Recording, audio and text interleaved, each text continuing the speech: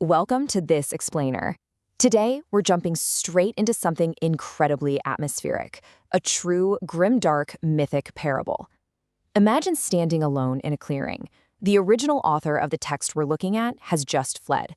To really get what's going on here, we have to step into the shoes of its dark protagonist, a figure simply known as the Sentinel. He's looking right at us, claiming this abandoned codex for himself, and declaring that the narrative has been officially hijacked. Over the course of this explainer, we're going to unpack exactly how the Sentinel plans to completely rewrite the rules of existence. It's an epic clash between chaotic freedom and absolute unyielding law. Let's get into it. So the previous ruler of this text, a guy known as the Sage, actually thought he had won. He believed his Dionysian rupture, which is basically this passionate, chaotic breaking of all the rules, had finally shattered the Sentinel's static throne. The Sage just dances away into this fluid fever of growth, leaving the silverback shards of his reflections scattered all over the clearing. But here's the catch. The Sentinel didn't die. He steps right out of the forest margin, looks at those shattered mirror fragments, and finds profound meaning in them. He gathers up the pieces, takes out his iron pen, and literally strikes right through the Sage's corrupted annotations. He looks at us and says, "Let me tell you what I see in each shard of the silver-backed mirror." He's using the broken reflection of his enemy to build an entirely new reality. And that brings us perfectly to the core conflict of this whole parable. On one side, you've got the dancer's fluid becoming. It's a very Nietzschean idea, right? Constantly shifting, exploring, evolving. But on the exact opposite side, the Sentinel aggressively counters this with rigid architecture. This is where we get a massive dose of Fichtean philosophy, specifically Johann Gottlieb Fichte's concept of the absolute ego. The Sentinel acts as this absolute ego. He posits his own reality and just flat out refuses to be moved by external chaos. You see, true power, in this Fichtean sense, isn't about dancing freely out into the margins. Oh no, it's about anchoring yourself so deeply into the bedrock that you become the undeniable, completely immovable center of gravity. The text throws this fascinating question right at us. Why on earth would you dance toward the terrifying abyss when the static perfection of simply being is already within your grasp? The Sentinel looks at the frantic motion of the overman, the one who's always trying to overcome themselves, and he sees it as a sickness, a total fever. He openly mocks the frivolity of this endless dance. Think about it. Stars don't just dance wildly out of orbit, do they? No, they hold their steadfast place in the heavens. They provide navigation for everyone else. That is the exact kind of stasis, the perfection, that the Sentinel is building.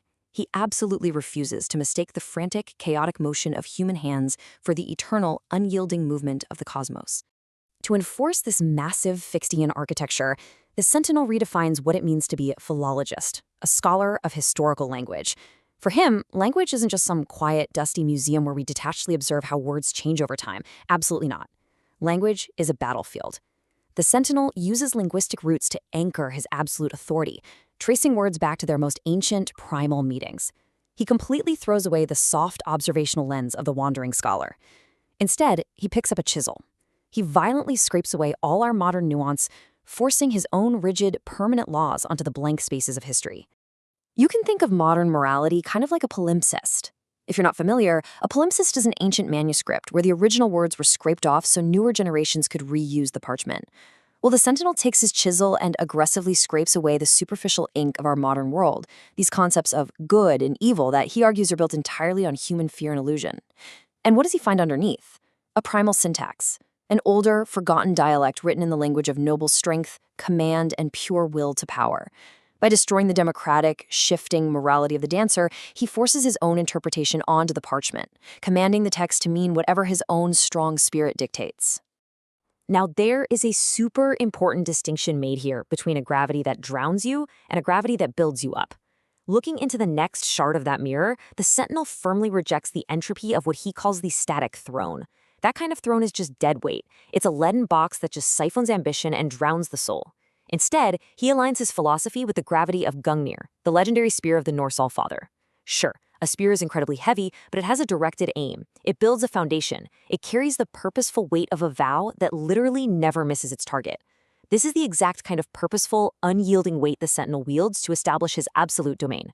And that spear connection leads us right into the raw, mythic sacrifice of Wotan, or Odin. Pop culture often paints him just as a superhero's dad, but in the actual historical mythology, he famously hung himself from the branches of the world ash tree for 9 days and 9 nights, pierced by his own spear.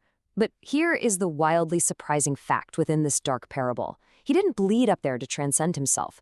He wasn't looking for some beautiful, fluid becoming. Not at all. He hung there in sheer agony for a very practical reason, to acquire the runes.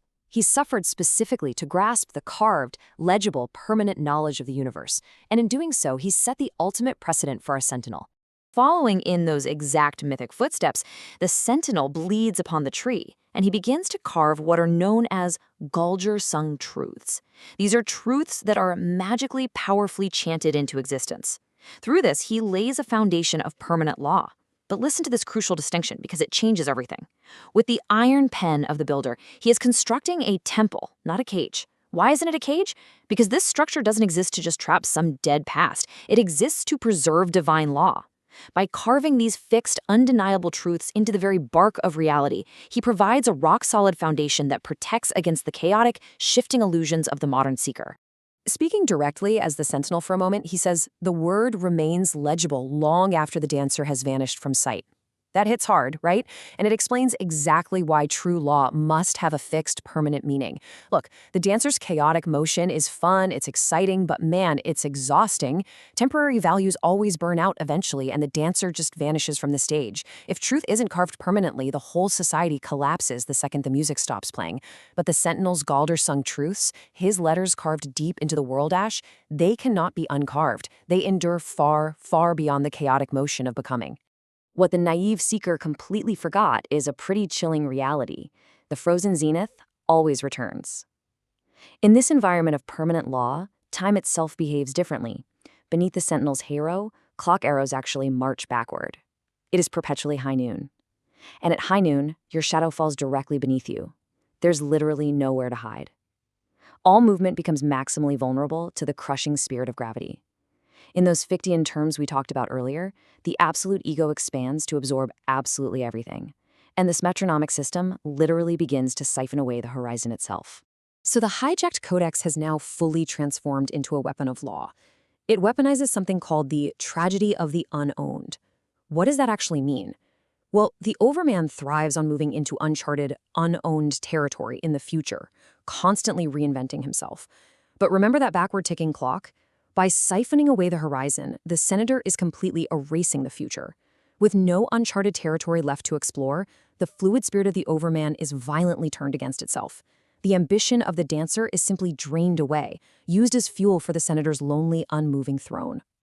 And just like that, the trap snaps shut.